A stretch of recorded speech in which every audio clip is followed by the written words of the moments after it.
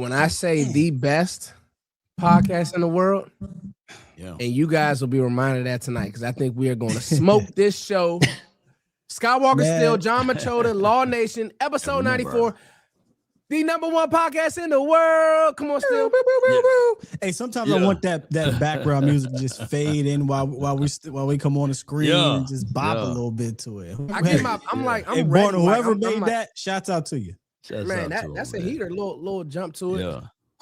Skywalker Steele, Law Nation, John Machota. It's good when we're all home. Our thoughts are organized. This is one of those ones, right? My thoughts ain't organized. We about to go. Yeah, mine aren't either. So. Okay, maybe not our thoughts organized, but we're all in our spots. And episode 94, I think we kind of know who that episode will be for. D Ware? D Ware, man, the great. And then rest in peace to Marshawn Ealing. Rest in peace, Marshawn. He carried the torch. But DeMarcus Ware, I was listening to Trent Williams talk about DeMarcus Ware and how he made him start watching film because he was so good in our battles with Trent. Remember when Trent was in Washington early on, and Ware used to smoke that dude. And he made him with the spin move and the setups. So DeMarcus Ware, you are the guy, and it feels like we're looking for a pass rusher right now. I wonder who that could be. Oh, really? You mean we didn't have one last year? That's water under the bridge. Anyway, we're gonna start with here's Johnny. Johnny. And then we're gonna get right into the topics on the screen because we got a lot to talk about.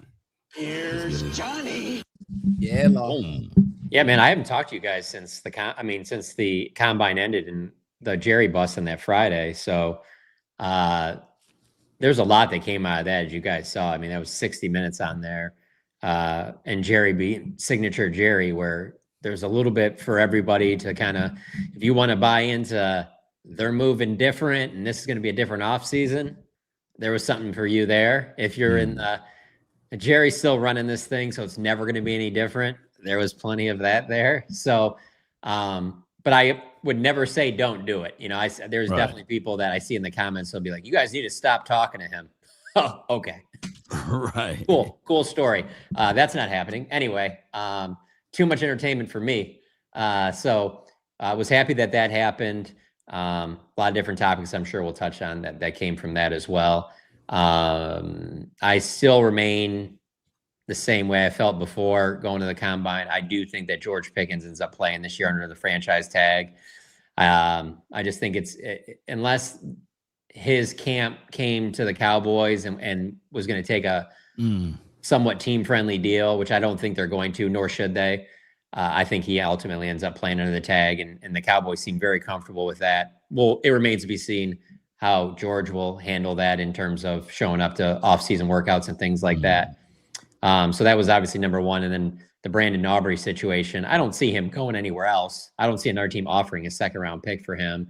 But the Cowboys are pretty open about that. They made him an offer in August to be the highest-paid kicker in the NFL. They're willing to top the Harrison Butker number, but it doesn't sound like it's going to be the $9-10 million that has been reportedly asked for from his side. So ultimately, I think the same for both guys. They'll be on the Cowboys. It'll be interesting to see how those things play as they go along.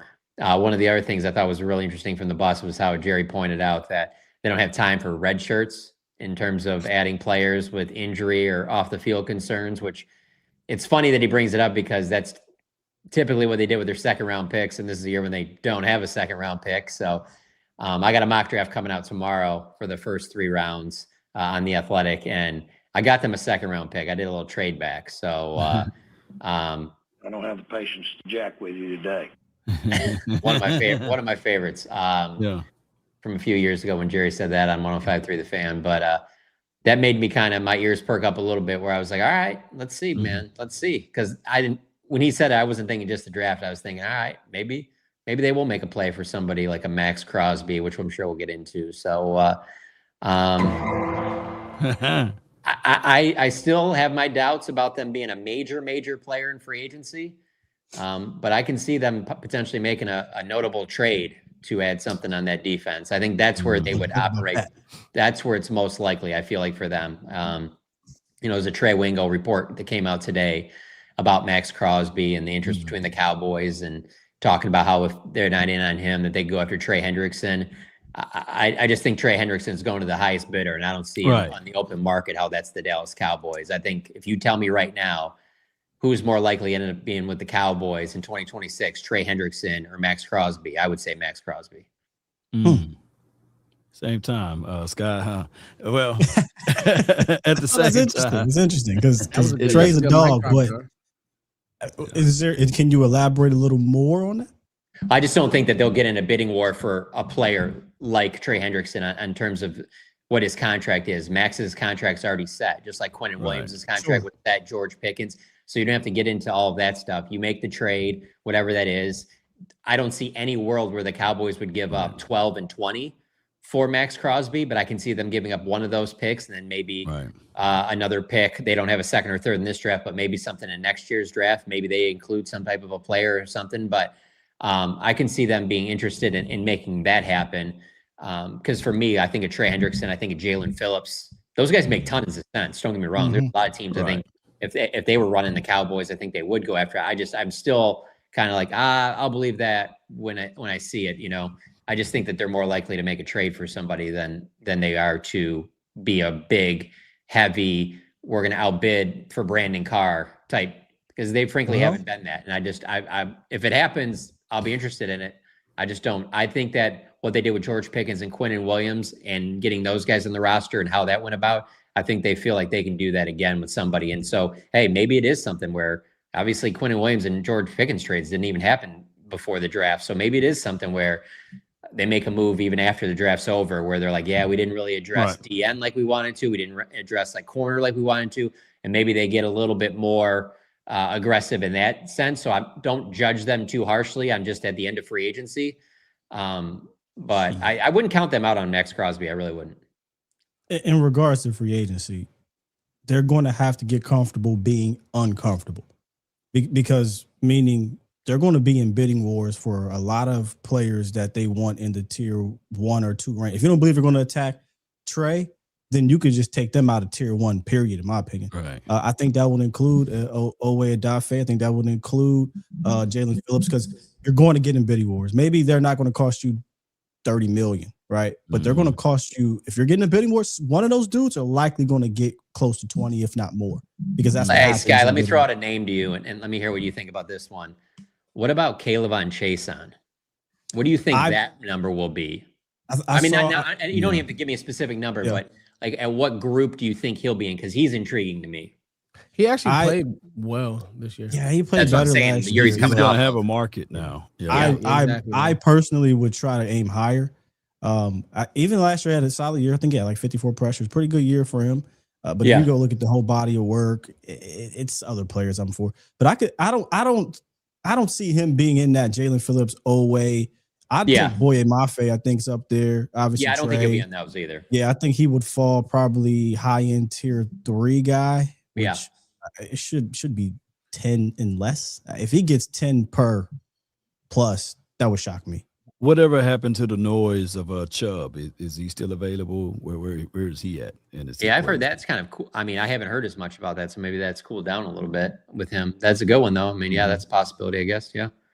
I mean, the Jalen Phillips stuff's just going to happen because of obviously it was with Philadelphia. You got a natural connection with Christian Parker, who's going to be familiar with him. So, that'll be a factor with that one. But to Sky's point, I could just see him. Let me ask this question though: if big time target, if they're willing to be, and I think it is true, they are in on Maxx. I don't think that is refutable. Too many sources have come out and said, there's a lot of smoke, probably more smoke. You're starting to see sparks and flames. If they're willing to be in on Maxx, to me, that says they're willing to, pay a little price. Not only are they going to pay with the compensation, but a little money. However you can restructure, I get all that.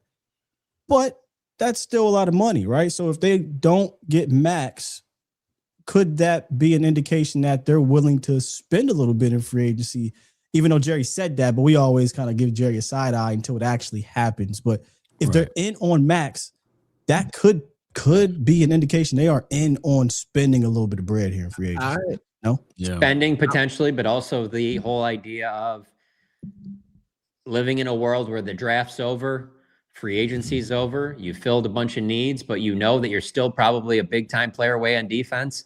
And so you trade away after that's all over, you trade away next year's first round pick to somebody. How many do we have? We got Isn't one or it two. frozen though, from my understanding?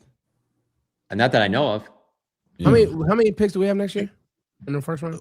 2, but here's the weird caveat. I need some clarification on this because I've been seeing so many different things. The one of those picks are going to Green Bay, and it's the higher of the 2. Thus, how will we know what the higher is until they would negotiate that beforehand? You know what I'm saying? They would say that would be it would just be like the same as negotiating between 12 and 20 right now. You would just say whichever is the lowest you lowest one or the highest one, depending on the player. Marcus Mosher, shout out to Marcus Mosher, locked on. He said it's frozen. Shout out to all you guys. That's what I thought it was frozen. Right. But yeah, let me add. So I'll say this to Sky's point, John, and to a point that you've made. Really, from day one, like the season was over, we're all the second. You kind of kept beating the drum for pass rush, defensive end help, and then now that it came out, well, you know what? We're not really that high on Clowney. I think I kind of lean towards Sky that maybe because this thought that Trey Hendrickson, first of all, to act like he can't rush the passer is crazy. Right, that's crazy. Somebody says that, bro. There's been a lot of like, I don't think that Trey Henderson. I'm like, he can still get out the passer and go watch the tape. But to act like he would be a consolation, I just think you have to set a floor on this defense and even on the defensive line. Yeah, I agree with what you're saying on the defensive thing.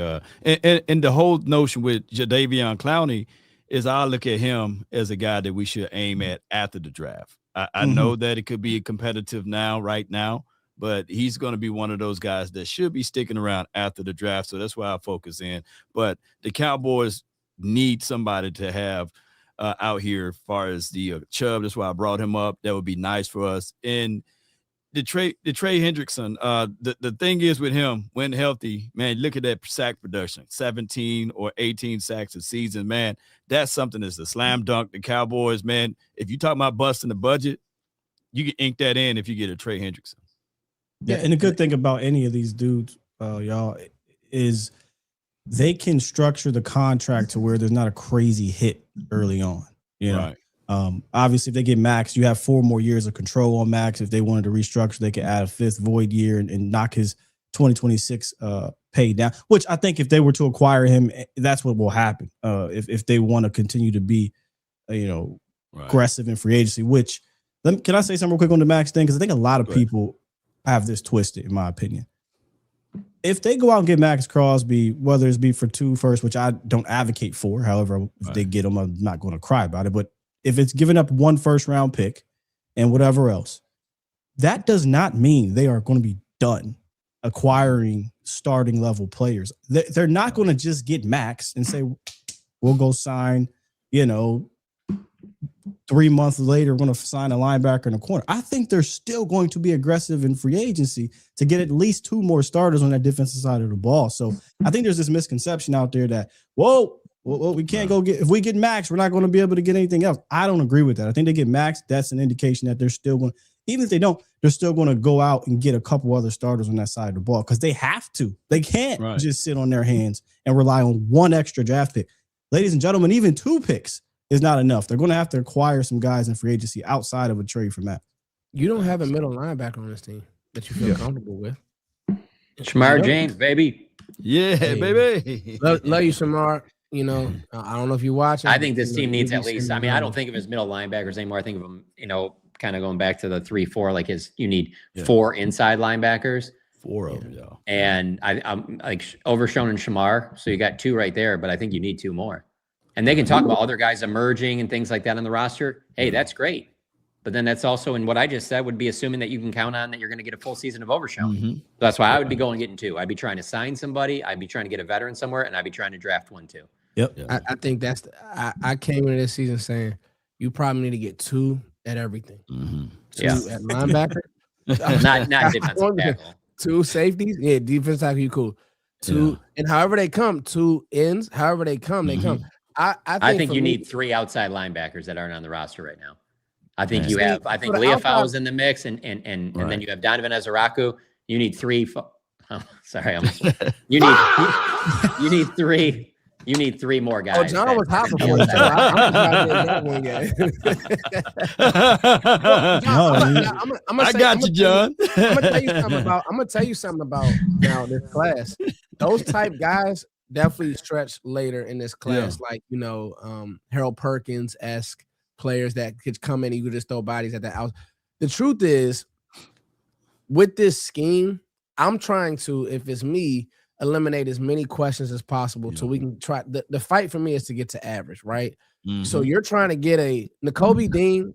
I think he has his warts, but he can come in right now and run this system. Boom. So now that eliminate, he can get players lined up. He can get the strength called, all that. I don't want to put that on Shamar James. No. So that's him. With the outside backer position, they're moving Marist over there. Right. I don't know if he's going to be good. You know what I mean? Like, it could be one of these things where it's like, hey, this is like your last shot before you're out of here and trying to find you somewhere to go. So, just. And it could be great, but I look at that at like Overshown playing 17. Plan just in case that it's not. Right. And if it is, then great. Never happened. Yeah. No doubt. Man. Yeah, so Dean makes sense, just so much sense. But he, again, much like Maxx, he's not the end all be all. I think there's actually a pretty solid. This linebacker class is free agent class. It's pretty decent. Now, there's not a whole bunch of, hey, I'm giving out 4-year deals. Right. But if you are stuck, you're in a bind, and you're like, I'm not. I do think Dean is like number 1 on their list. But if they, for whatever reason, don't go that way, there's some really good veterans that can bridge over, right? So you get to next year's draft or you get to next free agency too. And honestly, 2 years ago, I'm not saying he was great, but like the player you're talking about would be like how Eric Kendricks was. But the problem is that so many people got to see a full season of Kenneth Murray. And so it's just like, I don't want to be doing that again. And so it's like, that's kind of an outlier that it was that whole thing worked out that poorly. Logan Wilson obviously didn't work out either, but there are some guys that will be decent, solid veteran players. And then you can go and draft somebody. Maybe the Rodriguez kid falls to you or somewhere. If you do trade back or something like that, or CJ Allen or somebody, that could be a young linebacker on the inside you could pair with Overshown going forward, but I just don't see how you get through free agency without bringing in some type of a veteran there. Right. Where you guys at with Quay Walker? It's funny. I initially I was like, yeah, right. And then I dug a little more, and this was a few months ago, where I initially was like, yeah, I'll take him over a couple other guys. He just kept dropping on my linebacker ranking list, free agents wise. So it's like, I don't know that I think he even fits this scheme. The athletic ability seems cool. I don't think he has a quick trigger. He's not good in coverage. The film was not as good as he has I a wanted lot it of to be. tackles, but you're right. I like the Bobby Okorike. I think that he would look good in this system. A guy that plays with his hair on fire, man. In this system, come on, man. I would love that. That's a green dot guy for sure. Especially like the way this system is explained to me with how they're going to be gapping things. You just need somebody who can close gaps consistently. Like, and if there's going to be cover situations, they'll have their nickel player. Now, is that guy on the team yet? Scott, we were texting about another free agent who could possibly do some of that. But, the backers need to be able to play fast and play downhill and, cover. Cover. Yeah. They're going to be asked to cover. One of those guys are going to have to cover. Who? Yeah. See, with Overshown is so tricky. I love Devin Bush. But with Overshown is so tricky because you have such a small sample size of who he really is, right? Yeah. Like, to me, the only thing tricky with him is injuries, bro. Yeah. Yeah. It's just crazy. But when he is playing in the right position, he's playing great. He's in a contract year now. It's just crazy for him. You know what I mean, Lo? Because he goes and he kills it. And now you're like, oh, crap. Here we go. So franchise tag. That would be interesting. I know somebody mentioned Devin Bush. Bobby, Shotty mentioned Bobby and when they play the Giants. Yeah. So that could be a sneaky one to watch too. I call him oatmeal, Law, and I eat oatmeal every day. I'm cool with that. Like, All right. he's not flashy, right? Right. You just get the job done. Yeah. Gets the job done, bro. Does he get the job done though? I'm talking about. I'm talking about oatmeal. Oh, well, how do you eat your oatmeal, John? I don't. John, you getting older. Your natural honey fiber. in there. Hold on, wait a minute. I grew up Hold a on, cream of hold wheat on. guy, but yeah, oatmeal is supposed to be healthy for you. Well, John, time out, Scott. Whoa. John, what are you eating for breakfast? Let's talk about it. Why are you so grumpy? Yeah, what are you eating? I gotta know. Why so grumpy?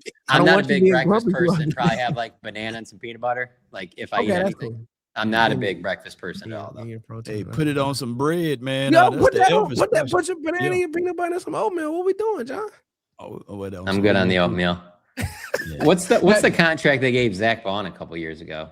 That's what you're hoping for. He came in as just like a special teams guy, man. And you're hoping for just like, man, we got to keep giving this guy money. Like an outlier. He switched positions. He played a different role in that scheme and just did it at a super high level.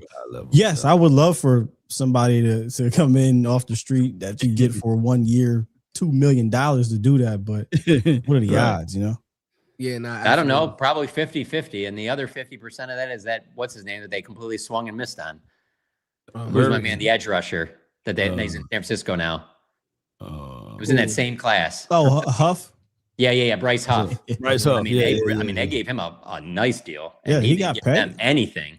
Literally benched his ass. Yeah. You know the craziest one out there is and he's father of old time, Demario Davis. You know, what do you think he'd fit in this scheme?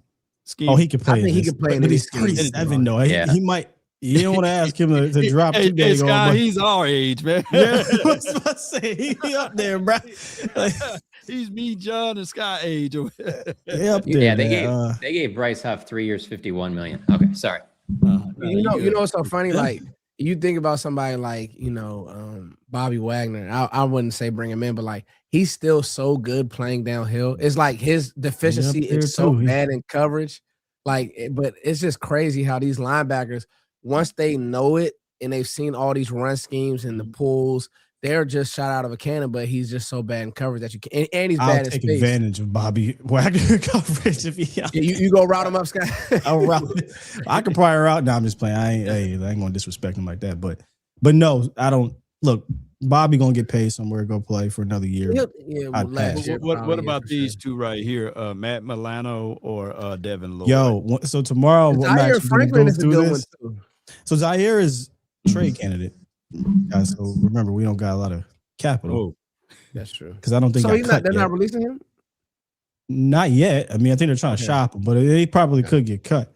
But I was looking at Matt Milano. I like Matt Milano, but if you're another injured guy, right? He gets. He was always so good in coverage, but he's really good playmaker. If I'm looking for a guy similar, I like Anzalone. He'll play every damn down, leader type guy. Playmaker type guy can be. He got a little better in coverage. Chatty loves his Gators. I like him.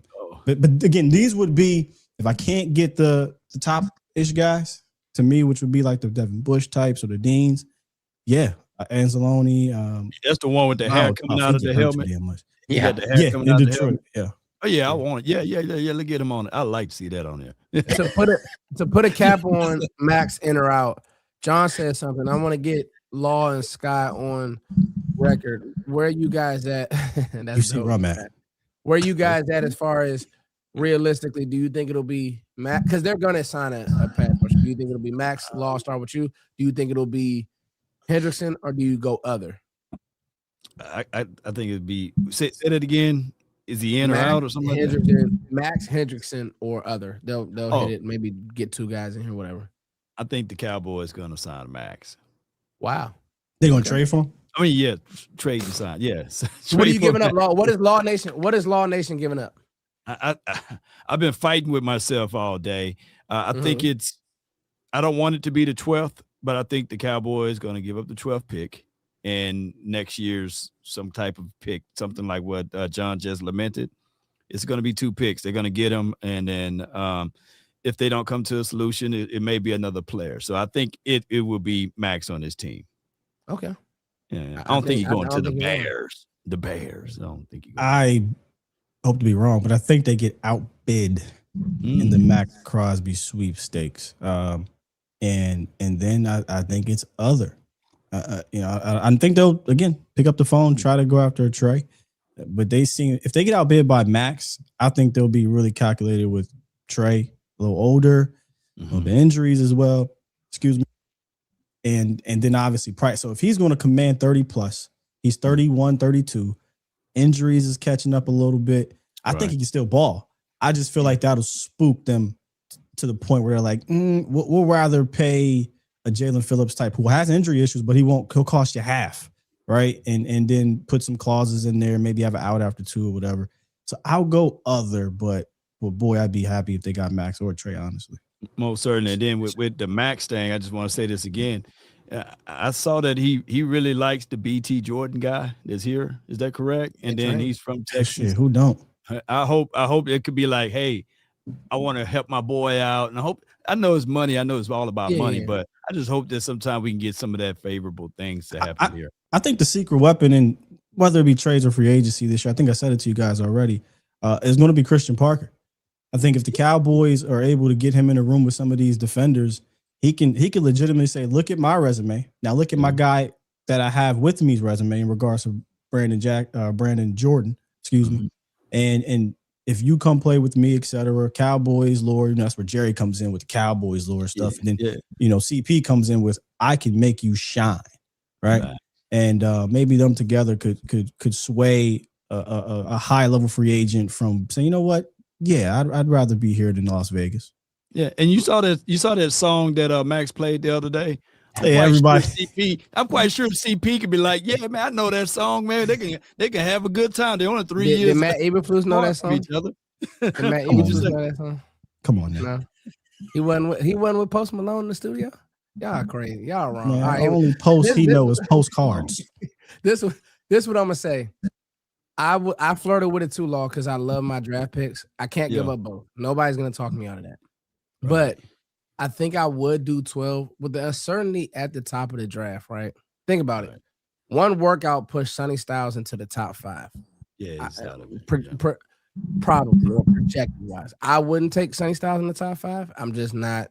I wouldn't do that. I trust the tape, and I don't. But the point is, the top of this draft is all over the place. You're trying to maximize a window where I think that Max, he turns 28 or whatever it is, or he's 27. He can be good. He's going to be exceptional for at least 2 to 3 more years. Why not? You know what I mean? Give up 12, give up next year's first, and play football. I think I would do that. I'm not giving up 2 this year because you still have to draft. Right. You still have to get young players in here and build it that way. And then maybe you get you an Emmanuel McNeil Warren. Maybe you get you a Dylan Thieneman at 20. And with Max and the pressure and being able to stop the run, the corners look a little bit better. Right. Do I think that these guys are going to be lockdown corners? I don't. But I think that this is a path to get your defense to average. Let's just get it to average. My thing is, this is what I've been saying. The house is so dirty. Let's just clean the kitchen. You're not going to be able to clean everything, right? Not this year, Sky. You ever been in somebody's house? You're like, God dang, boy, y'all don't clean on Saturdays, nothing. Let's clean the kitchen. No, you make a fantastic point that I don't think many people are really talking about here is that, look, whether they give up the picks or not, whether they stick in draft, whether they sign a bunch of free, I don't think this thing is just going to be worst defense ever to elite. I think there's going to be, it's going to gradually grow. So in saying that, if they can get a couple, high-end pieces, whether that be through trade or through the free agency, I don't think it's terrible to then fill the other spots with bridge veterans, not just anybody, not Kyer Elam, not Kenneth Murray. I'm talking about solid, really good bridge veterans, maybe for a year or two at not minimum, but lower prices to get you to next year, right? Like I'm not, look, I want to aim higher than middle of the pack. I'm not going to lie, but if they can get there with this route of getting a couple high-end players into getting some bridge veterans, let's take those steps, and then hopefully you turn into the Seahawks. The Seahawks went from that defense, hey, this is trending here. Maybe they'll not be elite, but they're trending last year, and then boom, the next season, this is an elite defense. So they went out and got the DeMarcus Lawrences, right? They went out and got the Puna Fords. I think Julian Love might have been there already, but you get what I'm saying, right? They drafted the safety. I'm okay with a gradual step to elite. I don't think it's going to happen overnight because the Cowboys don't operate in free agency to where that can be possible. I mean, a defensive front with Maxx Crosby and Quinnen Williams would speed things up. Hell of a good start. Pretty quickly. It just sounds crazy, don't it? Yeah, I mean, that would buddy, speed it up. real quick. Speed it up, but I still think it's more likely. The other scenario for sure is the most likely, but I would have Max being the second, and then, like I said, Hendrickson would be the third one for me. I mean, if you tell me Trey Hendrickson ends up with the Cowboys, it's because he wanted to be a Cowboy and was willing to take a little bit less. But if he's going for the highest dollar, it will not be the Dallas Cowboys. And I want to make this clear. You get Trey Hendrickson on your football team, you got better. Just so we're clear. Like, I don't want people to think that, this is some consolation. Let's go to break. Great conversation, guys. Great stuff. Like you said, let's just clean the kitchen right now. I don't know about the bathroom and then the upstairs. You got clothes all over the place. I ain't doing all that. We'll clean the kitchen for right now. Let's go to break. We'll get your guys as supers. We got some fun talk about Aubrey, and we want to take your guys as questions, but you have to subscribe. Did I read that right in the chat? Scott, if you're not subscribed, I believe you can only comment if you're subscribed. So anybody commenting right now is subscribed to us. So shout out to you. Okay, cool. Hey, we did that, and we will be doing some Q&A from you guys. Let's go. Sleeper is the #1 fantasy sports app. It pays to know sports. Pick more or less on top players. Your first pick is on us, so start winning now. Play in Texas, Georgia, Minnesota, and 27 more states. Pick anytime across all sports, pregame or live. Over 10 million players are already on Sleeper. Make your picks count. Score up to 1,000 times your cash. Join today. Get up to $100 credit using the code HMA. Call your shot on Sleeper. Download now. Sleeper, call your shot. Use code HMA. The cool thing that I would say about Sleeper is we don't even got to say it. But shouts out to him, though. We don't even got to say it, but shouts out to him. Well, that was a botch. Anyway, That's good. I will say this though. I will say this. I was about to plug it because I'm ready for March Madness. You talk about some good basketball that's about to be played. I don't know if anybody John fired up. Yeah, John gonna have Duke everything. You know what, John? I'm gonna give you hell if y'all lay an egg. Don't lay no egg now. Yeah, I'm coming over here talking shit. I don't even know nothing about what's going on, but I'm talking shit if Duke lose. John, you think y'all could beat Kansas? The kid, apparently Peterson, who's been sitting out and doing whatever on a minute. Yeah, no, I mean, this Duke team can beat any team, but the problem is that I had similar feelings about the RJ Barrett, Zion Williamson team that lost in the Elite Eight to Michigan State, and then that Duke team last year should have won it all, and they blew that lead late against Houston with Cooper Flagg. So yeah, this team, I mean, it's this team or Michigan are the two favorites, but I mean, it's a one-game elimination.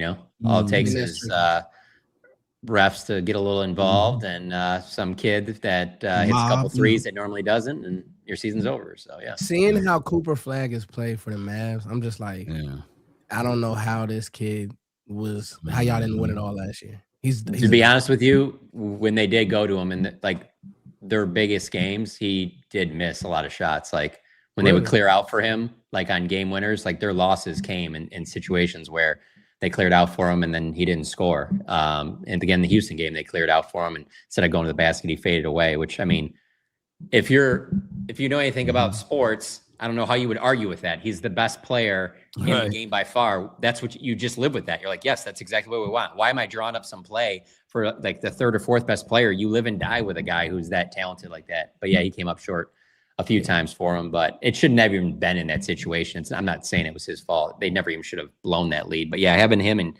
Con Knippel, who will probably win Rookie of the Year, like, yeah, you got to win it all with that team. Con is crazy, bro. Yeah. All right. Let's switch gears, John.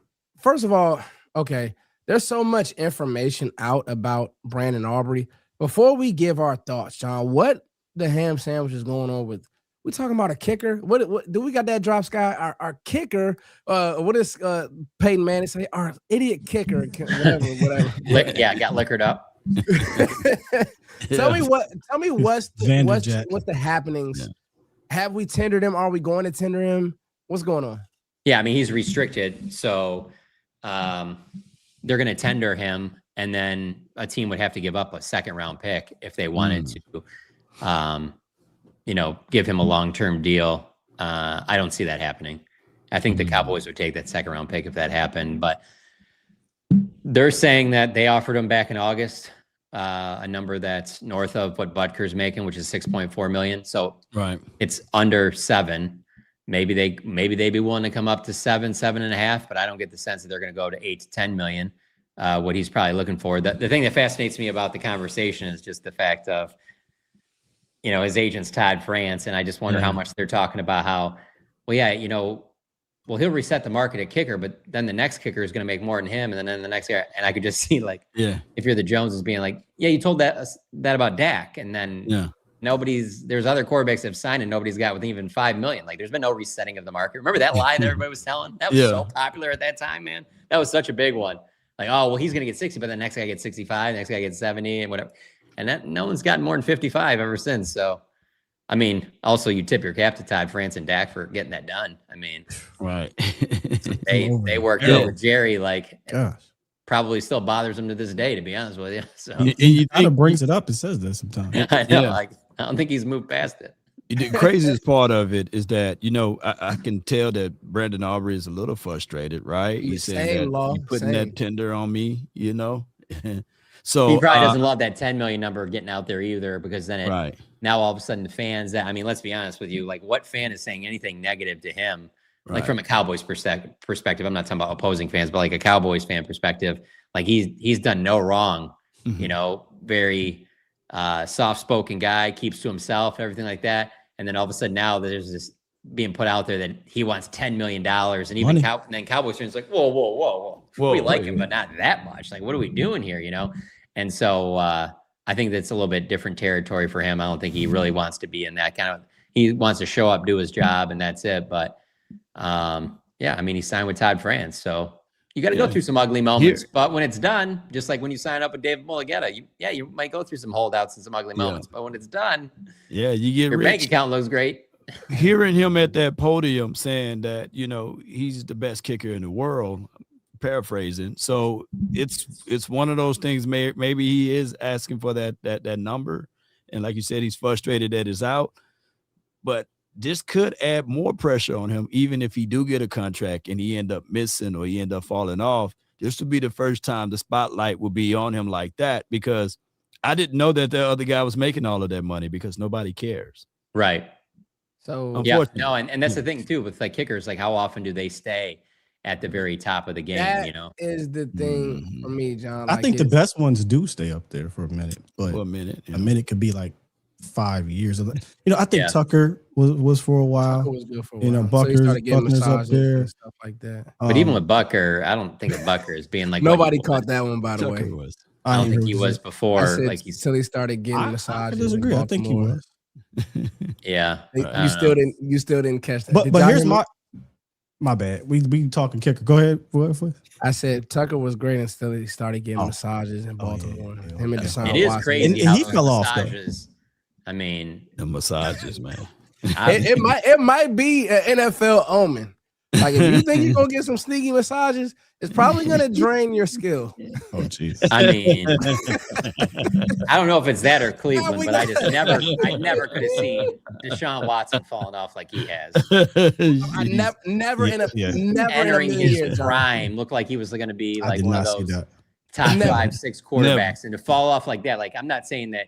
Okay, well, he goes from being a top 5-6 quarterback to being like, 15th or 18th or something. Like, he's fallen off to where you're like, well, yeah, he's not even the starter anymore. We're going to play Shedeur Sanders. I mean, that's wild to me. And then obviously the contract he got. I think the Browns itself is just a sinkhole, though. I haven't seen a quarterback that just ball out consistently there. I mean, we did say that about the Bears until this past year. So I will say this about the kicker market. I wonder if Ty is pushing really high, because I mean, who's up next? The kid and the little, he's under contract for 4 years. He's not getting signed anytime soon. I don't know if there's another kicker that can technically break the bank, if you will. So I wonder if Todd's like, let me get in front of this now, because I don't know if there's going to be a budget busting kicker that comes along. So that could be interesting to see. And the ramifications of a kicker getting 10 or even 8 to 10, that means kickers are more valuable than damn running backs. So instead of or teaching nickel corners, nickel corners.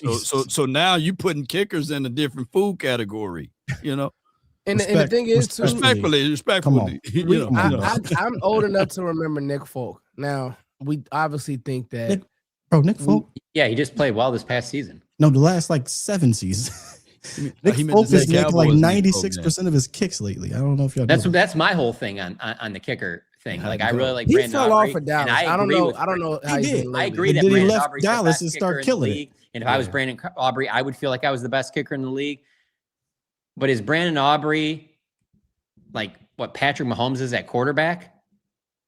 Like I don't even feel like I feel like quarterback is just like there's like 7 to 10 good ones, and then you're kind of trying to find something like, yeah, you might, if you have like the 10th best kicker, obviously it's not even close to being Brandon Aubrey, but it's like, is it really that bad? Yeah. So yeah, you're probably not pulling up from 82, but you probably are fine inside of 50, which is where when you have $7 trillion spent on your offense, you probably should be able to get within the, 50 yards.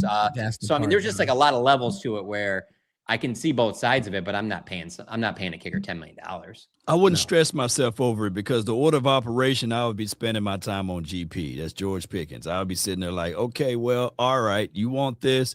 I'm trying to get my offense good enough so that I won't have to rely on a 50-yard or 40-yard kicker, you know? So that's what the Cowboys should be focusing on. But unfortunately, it's going to be Brandon Aubrey for a long time, and then GP, and then maybe Maxx Crosby. It's crazy. Hey, I don't know why I just thought about this, but just a little nugget from the combine to share with you guys. So from talking to some folks out there, those dudes feel way more confident with Terrence Steele than the fans do. Like just talking about offensive line, like let's talk about it. Terrence Steele. I don't see them drafting an offensive tackle. Like I know people are worried about that, like in the first round. Right. It's going to be Terrence Steele at right tackle, and then left tackle is going to be a competition between Guyton and Nate Thomas. And they're going to do everything they can to have, hopefully Guyton wins it. Like basically Guyton is, if he can just be out there all the time. But like, I didn't get the sense out there at all that you'd have to be concerned about the possible Tyler Booker surprise pick again this year. I don't get that sense from them. I got the sense that they feel much more comfortable at the offensive line and trying to keep those three guys in the middle. And then it's break in case of emergency with Tyler Smith could go out to left tackle. But I'm telling you, like they are not as down on Terrence Steele as I think a lot of the fans are. So I mean, Clayton Adams pretty much shut that down. Yeah. We talked to 105 through the fan out there, and they straight up asked him about Terrence Steele, and I didn't get any indication, as you said, John, that he was on the outs at all. Yeah. In fact, well, his contract lines up that if you really didn't like him a lot and you were like, get out. Hey, we got 2 first-round picks, and you didn't need 32 people to fill in on defense now, you could possibly draft your next tackle there at 12 or 20. But what do you guys think it is, though, with Terrence Steele? Hold on. And if you listen to Shoddy, pass blocking, there was more about Shoddy, more about Guyton, that they seem to be more like, I don't know, than Terrence. Yeah, I came away feeling more confident that they feel confident in Terrence than Guyton. Yeah, I think the thing was with Guyton is the being healthy, because it's like it's not just and this was the year before too. It's not just the Sundays. It's the not being out there all week in practice either. You know what I'm saying? And you're missing like large chunks of time where that's so important to a young dude to be like, hey, you got to get these reps. This is a different animal than college football was, you know?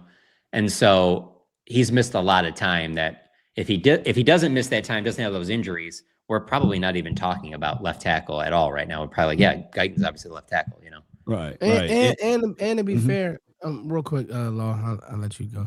To be fair, like, why create a hole when you don't have to? And I don't think that, like, Terrence Steele wasn't great, but he's like at ranked 8th or 9th as problems on his team for me. So I just and he's great. They love him. And you know what I think the problem is, Foots? I think it's the whole idea of you probably don't love him if you're going to play a bunch in the gun. But if you're going to do a bunch of under center play action stuff, which I think they're going to do even more of, then you feel a little bit better about him. But you probably don't love him just out there when the other team's elite edge rushers know that he's pass blocking. And I think that's that they're going to try and disguise some things a little bit more so that they don't put him on that island. Most certainly. I think that's I love fair. that. I love that point. But I mean, to be honest, Will basically like called him out in a sense, like he got to be healthy and out there. Yeah. As far as Tyler That's Guyton, the other person too. Yeah. So Will McClay and Shoddy both called him out. Yeah. And guess what? They should. I love Tyler Guyton coming out, but injured guys, are you always in the training room? You always got something. You don't know how to practice. This is going on year 3. So if Nate Thomas is in the runnings, or maybe I could see them doing something in a depth role, maybe in free agency later, like you said, John. But to be honest, Tyler Guyton, it's time to go. It's time to, you need to get it going because this team depends on you. And to be fair, when he was out there, he wasn't terrible, but he's never out there consistently. It's always something. It's always, coming up slow, or you got to get tougher. And that's one thing that Terrence still is.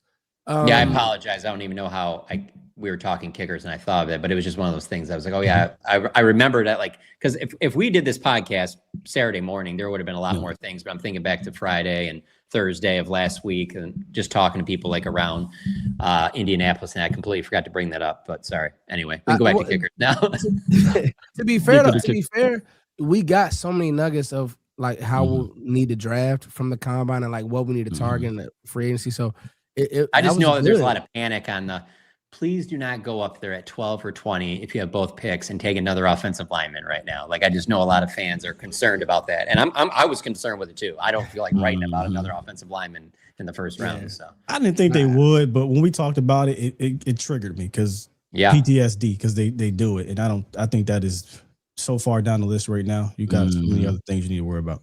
Yep. Hey, John, my wish almost came true, man, with Taylor Green, what he did at the combine. Remember, I said I want somebody to show up so good at the quarterback spot that a team overdraft and say, you know what? Maybe I burned a top 10 pick on him. Jeez. Maybe he can do something, Yeah. I think the wide receivers helped you out a little bit. Yeah. I think that. I think so. That maybe them getting in front, or at least being in a position that maybe a team wants to come up and get one of them. But those quarterbacks are bad. I hated what Sonny Styles did because it just knocked him completely out 12. I don't think he's gonna fall to 12 now. I hated that one. I think right. Let's just talk about this and then we'll get to the fans. So, Law, let me ask you this: if I told you had a top 5 pick, are you, the GM, comfortable with drafting a inside linebacker at 5? Yeah, John, it's tough, right?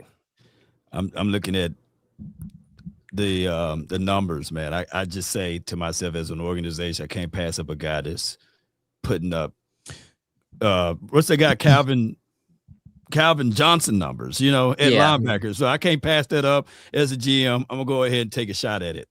If you told me all he can do is be off the ball, there's no chance I'm doing that in the top 5. But I just find out with a guy that's that freakish that there's got to be some pass rush there. I mean, that's basically the Cowboys taking Micah Parsons, where they're like, yeah, he's not just going to be off the ball. We're going to – now, obviously, I didn't think they'd rush him quite as much, and he was as great as he was. But there has to be some pass rush there for me to take a guy like that in the top 5. Yeah. I wonder if because of the quality of the top of the draft, meaning it's very scarce, that teams are just going to throw out what you would consider value. Like, right, the value says that I'm not supposed to take a running back or a linebacker or a whatever, safety, right? But the value of this draft says, man, the safety is a top 5 player. Yeah. Man, that linebacker is a top 10 player. Yeah. You want me to just throw that away to get the 15th best guy? Right. I do wonder if teams look at that and say, this year, we're going to go ahead and scratch that. The next year, which is a deeper draft, maybe the value thing kicks back in. But, I mean, it's a fair question. And to that point, it also makes me think of, like, it just seems like the David Bailey kid from Texas Tech and Ruben Bain are, like, the top 2 edge rushers. Mm-hmm. And I expect those to be the top 2 that go. But then I kind of wonder, like, who will be, like, the next group after them? Because I could see it being one of those things where, like, every team's board is a little bit different. Like, because they're all, like, just – they're not all the exact same. There's some with short arms. There's some that, probably are a little bit bigger than the others. There's some that are quicker than the others. And I could just see that whole, really from the Cowboys pick 12 to 25, just being whoa, the mock drafts didn't have it lined up that way, whether it's the Keldrick Fall kid, Cassius Howell, any of them, like. John, do you think this is an NIL effect for this draft, or just all the drafts is going to be like this now, or the draft is changing to a degree? Foots and John and Sky. I'll speak on it, bro. I think every year the next draft is better till it's not, right? The problem with this draft is there's no quarterbacks at the top. No, like it's not you. Yeah. This would have been a great draft for Drake May, Jaden Daniels. You see what Minnesota did, and they reached on JJ McCarthy law. Like you needed some of that. You needed the offensive firepower. It's also, we talk about tackle. It's not a deep tackle class. I mean, the best lineman may be the Penn State kid. So, and he's a guard. So that's where I think some of and that's another reason why I'm like, you know what? I didn't want to move 12, but if I know, like Maxx Crosby's better than everybody in this class, everybody. So you're just like, you know what? I can do it, right? And then if I know, like I have a specific need, like a safety. Before you go into that, not to cut you off on that, but what the Rams just did earlier is crazy with Trent McDuffie. They said, and that's crazy. The Rams good. are the ultimate, as Sky would say, them picks. Don't care. They've been doing it for a while. I love their mentality. I just do. I wish we kind of got ahead of they were ahead of the curve a decade ago. Ahead of the curve, and they're just sticking with that plan, and it's working. It is. But here's the thing, and I'll get off the Rams. They do such a I think they're a better drafting team than the Cowboys. They do such a phenomenal job on day 2 and day 3 of the draft that they can afford to be aggressive like they are with the first round picks. If Dallas was that good at drafting on day 2 and day 3, specifically on the defensive side of the ball, man, I would follow that mantra, but they're a much better drafting team than we are. The only first round pick they got in that run is Jared Verse. And it hit, and everybody passed on him, right? You see what I'm saying? Like, and the problem is this, like Scott said, offense, you Tyler Smith, Tyler Booker, you can CeeDee Lamb, you've been more consistent. If you look at these defensive the first round, I'm talking the second, the day 2. They don't have that many first round defensive guys outside of Mamazi and Micah. Man, when they hit on Toby, was it Kobe Turner? They hit on everybody. Everybody. Kobe Turner from the interior, the Florida State character, some linebackers, the corners. I mean, dog, they've hit. And then look at our late round pick is DeRon Bland, where because of the way he got the turnovers, but like, do you look at DeRon Bland and say, man, he's a lockdown corner and we stole one? You think he's a good player, but you don't look at that, and he's hurt. Like, that's your last hit outside of Micah. Really look at these classes. You have not hit, and Diggs, you could add Diggs in there. Can you explain to me Can you explain to me though how a Maxx Crosby can go to not until the 4th round, and it's even worse than going to the 4th round because it's the 4th round and it's the Raiders that take you, so you can't even go off of. They just know something. It's the Raiders. They're just so good at this thing. They didn't even know what they were getting. You know what I'm saying? Like, they didn't have any idea. Like, how does that happen? You know? So there's Maxx Crosby's happened, every I don't say every draft, but probably every other draft. Hey, how did you get this guy in 3rd, 4th, 5th, 6th round? But yeah, I don't attribute that to they knew something, like you said, because then they would have went higher. Right. Absolutely. Yeah. And so speaking of which, we are going to let's talk about draft. I see a good question in this. I'll let John talk about it. We're going to get to some Q&A from the chat. We want to end up in there, and we'll get to as many questions, and we will get to super chats. Thank you guys, man. 800+ people. We can't thank you enough. In the off season, that's special. And that's because we are the best podcast in the world. And if anybody wants to fight about it, let's fight. Collective or John, how much input will CP have in picking players in the draft? I have so many thoughts on this, but I'm gonna shut up because I'll get long-winded. Yeah, that's a great question, and I just don't think it's just Christian. I think it's the entire defensive staff and how young they are.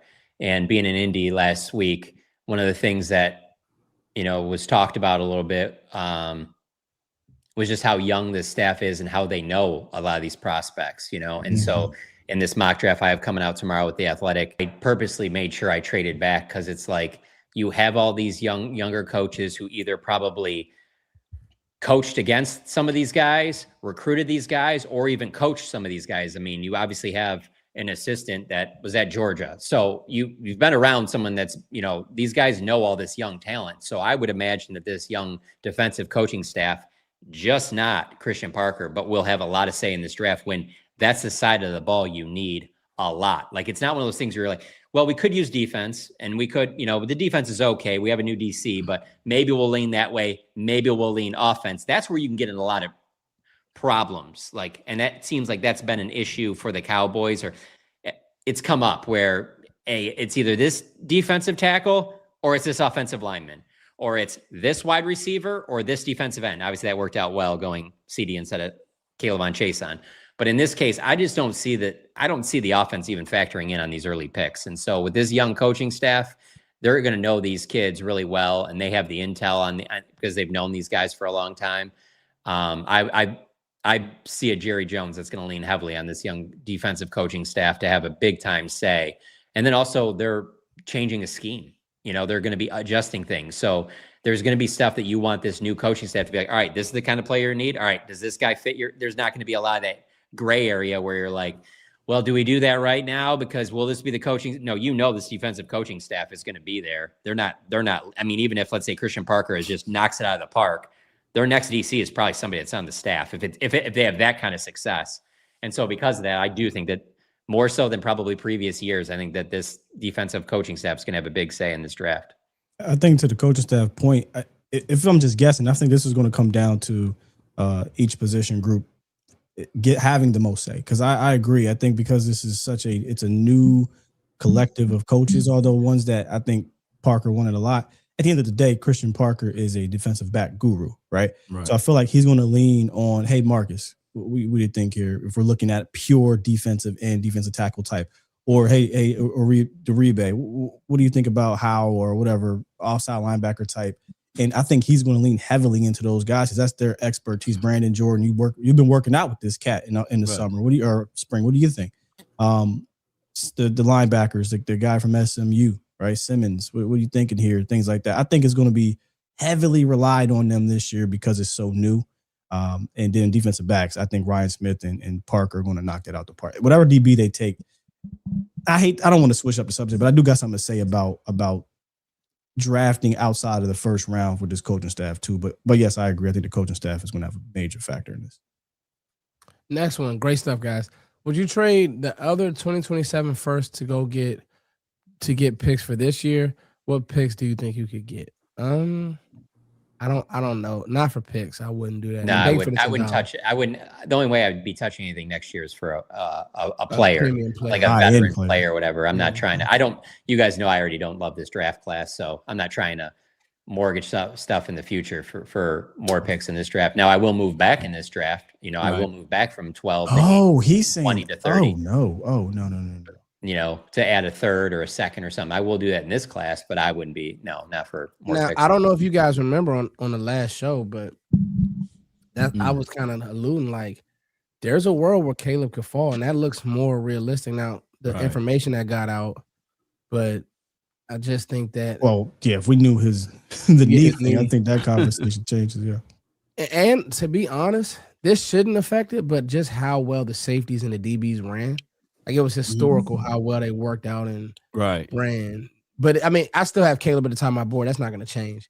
Foots, real quick, I got one for you. I don't know if you saw this or not today, but I know that you like this class more than me. So I want to get your take on Daniel Jeremiah, who obviously is very good at what he does as well. And Dane Brugler, there's several in that space that have been doing it for a long time. And he tweeted out today, I see the sweet spot in this draft being 50 to 75. There are going to be a bunch of solid starters in that range. The edge rusher, cornerback, or wide receiver you get at 75 will be graded almost identically to the one you'd get at 45. We ain't got none of them. But to be honest with you, John, and that's probably why you try to get us. That's why you try to get us that pick. John is not lying. Like I was watching, I really did a deep dive. I ranked Kilgore, but Jalen Kilgore is another name who, like, if you're looking for a specific body type, because Parker has told us, like, okay, this nickel, he probably needs to be a thicker guy. He's going to be fitting to run, but he also needs to be able to cover. Maybe Avion Terrell, who I like, but maybe not because he's small. He's 186. That's tough getting in there in them trenches. Kilgore's a name, VJ Payne. So to answer your point, and especially like with the receivers, yes, John. I mean, there's a guy, Chris Bell from Louisville, that if he didn't get hurt, I have him at the top of this class, but he tore his ACL. You go watch some of the games he played. And so, yeah, I think that's fair, John. I 100% think that's fair. To your point about size, though, Parker also said he don't care about that if you got the mental. That the first thing they asked him about what you look for in the DBs, he said, does he want to get his hands dirty? Like, can he bounce back? It's all about the mental and wanting to be physical. Because Jordan Lewis was a little itty bitty. Jordan Lewis is physical in that slot. You know what I'm saying? There's a couple other guys that are like that aren't 6'1", 205 pounds at nickel corner that are physical cornerbacks. So if they have the mental and the game style, the gameplay, I don't think he's going to trip about you being 190. So there's a kid Chandler Rivers. Let's get him. D'Angelo Paul's a good name, and there's a kid Chandler Rivers. I watched him at the Senior Bowl. Same type of kid, Duke, John. Same type of kid as far as a he's small, but like you said, Scott, the temperament is there, right? Wants to hit you. Keontae Scott, ladies and gentlemen, from Miami. You talking about somebody who is picture perfect for this scheme, but you don't have a second or third round pick. So to be fair with you, John, it's almost like you don't want to be drafted at the top, which is more the reason why I'm okay with Max 20 or even moving back some more, doing some more rearranging, because Max makes your team better. Let's go to this one. As a Packers fan, please get Max. If the Bears do, I won't hear the end of it. I say trade 12 and Ezraku and a 2027 third. So he trying to go all the way to 20. Wow. I don't know if that'll happen. Man, you say as a Packers fan you don't like that. Yeah. Well, hey, Cowboys fans, don't let that dude go to Philadelphia. Yeah. That's fair. Trey Wingo put out that tweet today, and then he went on 105 through the fan, and they asked him about that, and he threw out how Philadelphia could be in play too. So that's the last thing that you want. But you know what? And they got more purchasing power with the AJ Brown thing, and of course, AJ Brown. They'd have to give up some for sure. But I feel like Philly's always a possibility for any high level player because they have the general manager that don't give a damn. They were a player for Micah. Yeah, they were. Yeah, they were. That's a good point. So, I mean, they're still looking for somebody like that, and they're gonna lose Jalen, right? Maybe they might sign him, but is there a player other than Maxx Crosby you're willing to trade a first round pick for example, Fred Warner for the 12th? And I'm not giving up 20 for Fred Warner. I love Fred Warner, but that's the thing. You got to go look at realistic guys out. Of course, right? Like Miles. I love Garrett. Straight up. Come on, Cleveland. You want 12, don't you? I thought about it. No, sorry. I thought about this question months ago when I was like, who else is realistically available? Like Max is realistically available. Miles Garrett's not. Right. I can't. If nothing comes to mind, the guys I'm thinking about is not high. Is it Highsmith? Oh, Herbig. Right? But he's not worth a first. No, you don't got a second or third, right? Yeah. I'd give up a third for Herbig. Yes, but you don't got a third, right? So there's other rushers that may be available that are tier 2 type rushers, but those would require day 2 type picks. You don't have them. So what other first round worthy needle moving dudes are available? I can't think of any. Danielle Hunter, is he available? I don't know if he is. And I don't even know if you got me first for Danielle Hunter. I'm thinking over here now. I thought about. I couldn't come up with anything. So if y'all come up with something, let me know. Why do you definitively not think Myles Garrett would be available? I just don't think they're doing that. They could have did that last year without the contract. Now I think I hate to say it, but even though he just won Defensive Player of the Year, he's a year older. Yeah. And now the contract hits for real now. Yeah. So like that will diminish. Sounds crazy coming off of the year he came off of, but his value does diminish for 2 first round picks. I'm like, hold on, wait a minute, 31 years old. He's now that cap hit about to be out the world. I give him 20 for Myles Garrett right now, easy. Yeah. Hey, Scott, I got 30 years saying that. Honestly, 12. You give up the 12 and the 20 right now. Hold on. Let me look up something I just saw here earlier today. Tweeted by one Skywalker Steele. Here, before I even look, it's basically that tweet that you put out about the whole. Want me to read it? Yeah. About because hey, my brother and my friends that are Lions fans, they texted the exact same thing about the Lions with Maxx Crosby. They're like, yeah, don't give up this and this. But if it's on the bottom of the ESPN, it says that they got Maxx Crosby. I don't give, you can say whatever you want. Hey, look, John, you're not crying about it. Your screen say that the Cowboys got Myles Garrett, and it says comma 31. Let me know how upset you're going to be about that. John, you're not eating oatmeal the next day about it. Here's my quote. Well, my tweet. I'm sorry. I said, I'm football greedy. Ideally, I want Dallas to get Maxx Crosby without giving up both 2026 first round picks because duh. Yeah. But if that notification says breaking, Cowboys trade 2 2026 first-round picks for Maxx Crosby. You're crazy if you think I'm going to complain about a demon like that hunting quarterbacks and making life easier for the secondary. I'm not going to cry about that. I'm sorry, not. Honestly, that's why I felt the way I did when there were several people nationally being critical of the Cowboys with what they gave up for Quinnen Williams. I was like, I was like, you know what? It probably is a little bit rich. Oh, well, that's a great player to have, and they need something to build around on defense. So I was all for it. Yeah, especially like being able to fix your DT room, which is bro. Max with Clark and come on, man, winning and those. That's unreal. Sign a safety so Washington cheap so we can have laws. Washington. Talking about Darius Washington. Sky had a good name. He texted me. You want to talk about him, Sky? Jalen Thompson? Oh yeah, man. I think that's a legitimate option there. We talked about him a little bit here. Remember, I was like, hey, go watch him. He's a guy that can do some nickel stuff. He had over 250 snaps, I think, in the nickel, and he played like over 130 every year the last 3 or 4 years.